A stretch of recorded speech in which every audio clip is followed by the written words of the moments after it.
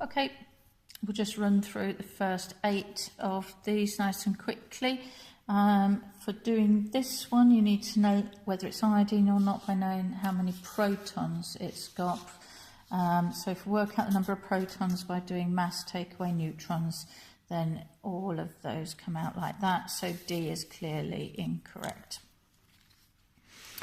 2, the right type of bonding is always dative covalent.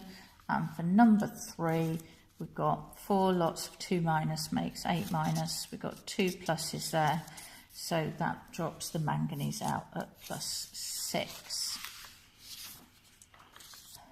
Number 4.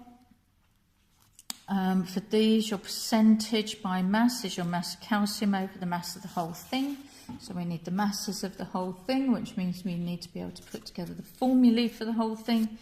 And the one with the greatest percentage by mass will be the one with the smallest mass that we're being divided by. So that is C. Part 5.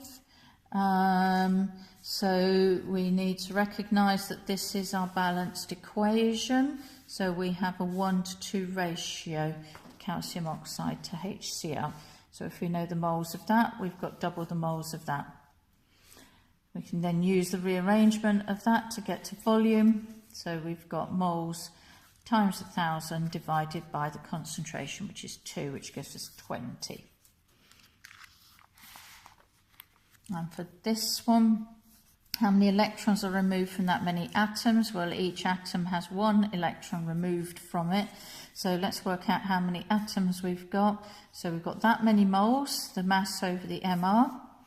That number of atoms, Avogadro's number times by the number of moles, which is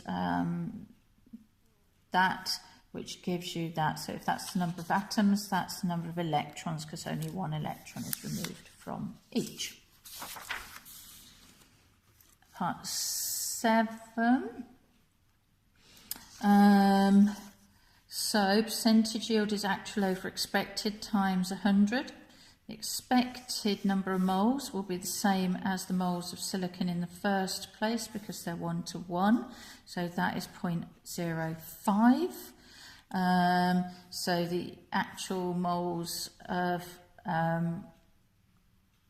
that we will get will be the 0.05 times 90%, which gives you that, and then the actual mass is that number of moles times 28 for 1 silicon. That gives you that value, which is A.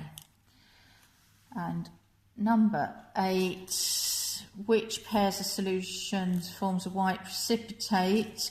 Well, even if you're a bit unfamiliar with some of these down here, we've got the sulfate test. Barium and sulfate makes a white precipitate always.